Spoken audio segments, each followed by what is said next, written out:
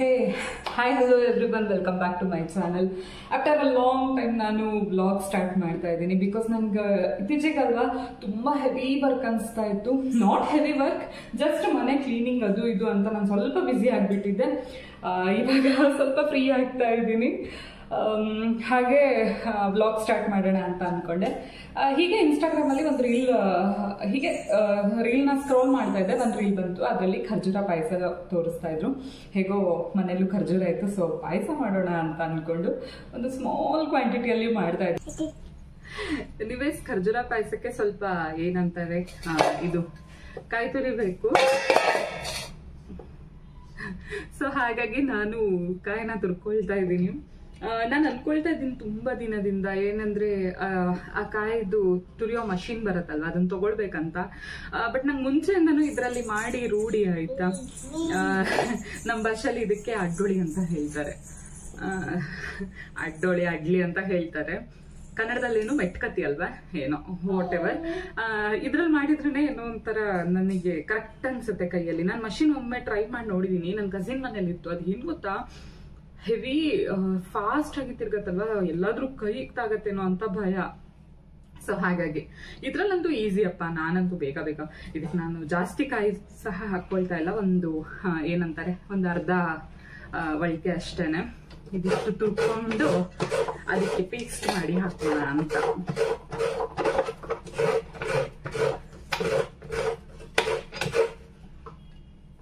ನಿಮಗೂ ತುರಿಯಕ್ಕೆ ಬರುತ್ತಾ?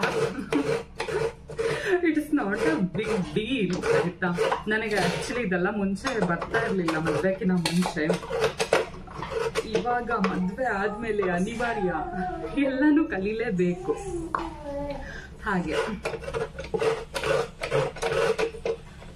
ನಮ್ಮನೇಲಿ ಅಂತಲ್ಲ, ನಮ್ಮ ಕಂಪ್ನೀಸ್ ಅಲ್ಲಿ ಹಾಗೇನೆ. ಎಷ್ಟು ಕಾಯಿನ ನಾವು ಯೂಸ್ ಮಾಡ್ತೀವಿ ಅಂದ್ರೆ ನೀವು ನಂಬಲ್ಲ. ಪ್ರತಿ ಒಂದು ರೆಸಿಪಿಗೂ ನಾವು ಕಾಯಿ ಯೂಸ್ ಮಾಡ್ತೀವಿ. ನಮ್ಗೆ ಅಕ್ಕಪಕ್ಕ ಮನೆಯವರೆಲ್ಲ ಹೇಳ್ತಾರೆ, ನೀವು ಎಷ್ಟು ಕಾಯಿ ತಿಂತೀರಾ ಅಂತ. ಎಲ್ಲ ಸಾಂಬಾರ್ಗೆ, ಪಲ್ಯಕ್ಕೆ, ಉಪ್ಪಿಟ್ಟಿಗೆ, ಚಿತ್ರಾನ್ನ, ಎಲ್ಲದಕ್ಕೂ ಕಾಯಿ ಹಾಕೋದಾಯ್ತಾ. ಅದೊಂಥರ ನಮಗೆ ಟೇಸ್ಟ್ ಚೆನ್ನಾಗಿ ಕೊಡುತ್ತೆ. ಇವಳು ನೋಡಿ, ಇಲ್ಲಿ ಎಲ್ಲೋ ಒಂದು ಪೆನ್ನು ಸಿಕ್ಕಿದೆ ಆಯ್ತಾ, ಇಟ್ಕೊಂಡು ಮುಖ ಎಲ್ಲ ಗಿಚ್ಕೊಂತಾ ಇದ್ದಾಳೆ. ಕಶಿ ಗಿಚ್ಚುಂಗೆ ದಕ್ಕಿ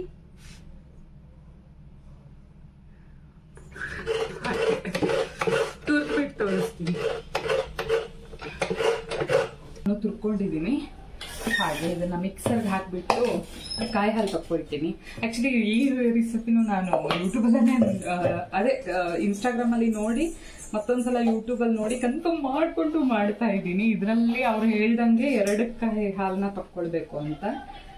ಒಂದು ಗಟ್ಟಿ ಕಾಯಿ ಹಾಲು, ಇನ್ನೊಂದು ಸೆಕೆಂಡ್ ಕಾಯಿ ಹಾಲು. ಹಾಗೇನೆ ಅದಕ್ಕೊಂದು ಸ್ವಲ್ಪ ನೀರು ಹಾಕಿ ಕಾಯಿ ಹಾಲು ತಕ್ಕೊಂಡು ತೋರಿಸ್ತೀನಿ.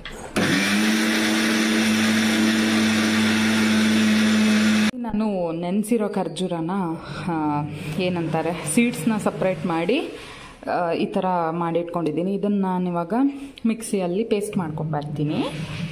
ಈ ಥರ ಖರ್ಜೂರನ ಪೇಸ್ಟ್ ಮಾಡ್ಕೊಂಡ್ಬಂದಿದ್ದೀನಿ. ಹಾಗೆ ಒಂದು ಕಡಾಯಿಗೆ ಸ್ವಲ್ಪ ತುಪ್ಪ ಹಾಕ್ಕೊಂಡಿದ್ದೀನಿ.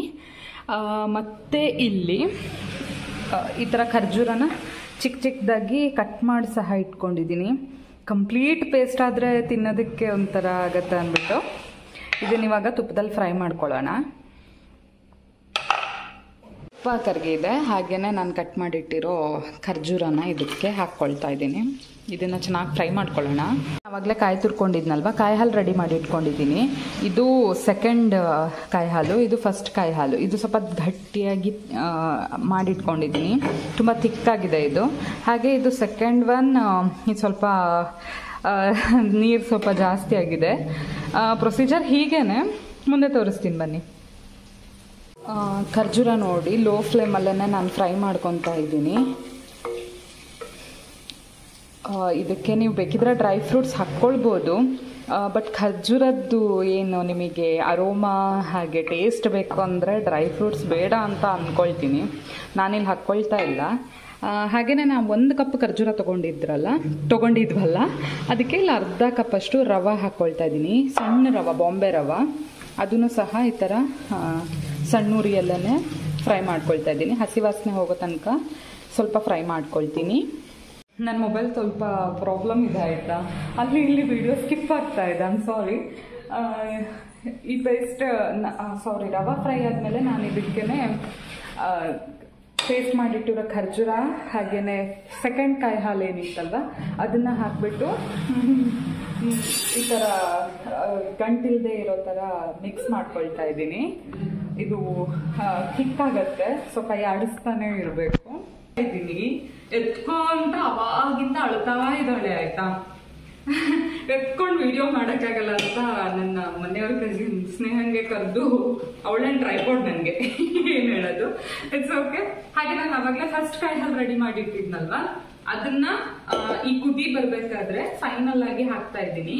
ಇದು ಹಾಕಿದ್ಮೇಲೆ ನೀವು ಜಾಸ್ತಿ ಹೊತ್ತೇನು ಏನಂತಾರೆ ಕುದಿಸ್ಬೇಕು ಅಂತ ಏನಿಲ್ಲ, ಜಸ್ಟ್ 1-2 ನಿಮಿಷ ಬಿಟ್ಬಿಟ್ರೆ ಪಾಯಸ ರೆಡಿ. ಪಾಯಸ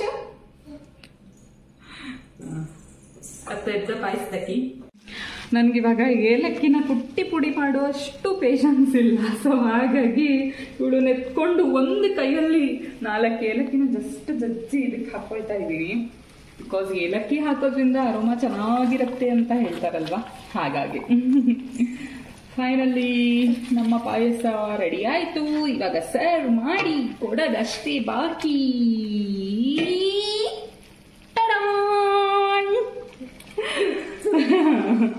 ಫೈನಲಿ ಪಾಯಸ ರೆಡಿ ಆಗಿದೆ. ಲಿಟ್ರಲಿ ಹೇಳ್ತೀನಿ, ಘಮ ಘಮ ಅಂತಿದೆ ಮನೆ ಎಲ್ಲ. ನನಗಂತೂ ಯಾವಾಗಪ್ಪ ತಿಂತೀನಿ ಅಂತ ಅನಿಸ್ತಾ ಇದೆ. ನೋಡಿ ಎಷ್ಟು ಚೆನ್ನಾಗಿ ಕುದಿ ಬರ್ತಾ ಇದೆ ಅಂತ. ಅರ್ನವ್ರ ಪಪ್ಪ ಬರೋ ತನಕ ವೆಯ್ಟ್ ಮಾಡ್ತೀನಿ. ಫೈನಲಿ ಪಾಯಸ ರೆಡಿ ಆಯಿತು.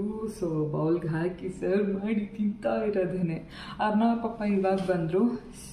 ಲಂಚ್ ಬಾಕ್ಸ್ ಇವಾಗ ಇದನ್ನೆಲ್ಲ ನಾನು ವಾಶ್ ಮಾಡಬೇಕು. ಓ ಮೈ ಗಾಡ್, ತುಂಬ ಕೆಲಸ ಇದೆ. ಬಟ್ ಪಾಯಸ ತಿಂದು ಎಲ್ಲ ಕೆಲಸ. ಇದು ಆವಾಗಲೇ ತಿನ್ನೋಣ ಅಂತ ಅಂದ್ಕೊಂಡೆ ಆಯಿತು. ಸಿಕ್ಕಾಪಟ್ಟೆ ಬಿಸಿ ಇತ್ತು. ಮತ್ತು ಅರ್ನಾನು ನನಗೆ ತುಂಬ ಕಿರಿಕಿರಿ ಮಾಡ್ತಾಯಿದ್ಲು. ಸೊ ಹಾಗಾಗಿ ಸ್ವಲ್ಪ ವೆಯ್ಟ್ ಮಾಡಿ ತಿನ್ನೋಣ ಅಂತ ಅಂದ್ಕೊಂಡೆ. ಅವಳಿಗೆ ಮಲಗಿಸಿದ್ದೀನಿ ನಾನು ಇವಾಗ. Finally ready. ನಮ್ಮ ಮನೆಯವರು ಹಿಂದೆ ನಿಂತ್ಕೊಂಡು ನಾನು ಯಾವಾಗಲೂ ಅಷ್ಟೇ ಆಯ್ತಾ, ಅದಕ್ಕೆ ಬಿ ಶಿಫ್ಟಿಂದ ಬಂದಾಗ ಏನಾದರೂ ರೆಡಿ ಮಾಡಿ ಇಟ್ಟಿರ್ತೀನಿ. ಇವಾಗ ಟೈಮ್ ಬಂದುಬಿಟ್ಟು 11:45 ಆಗಿದೆ ರಾತ್ರಿ. ಇವಾಗ ಪಾಯಸ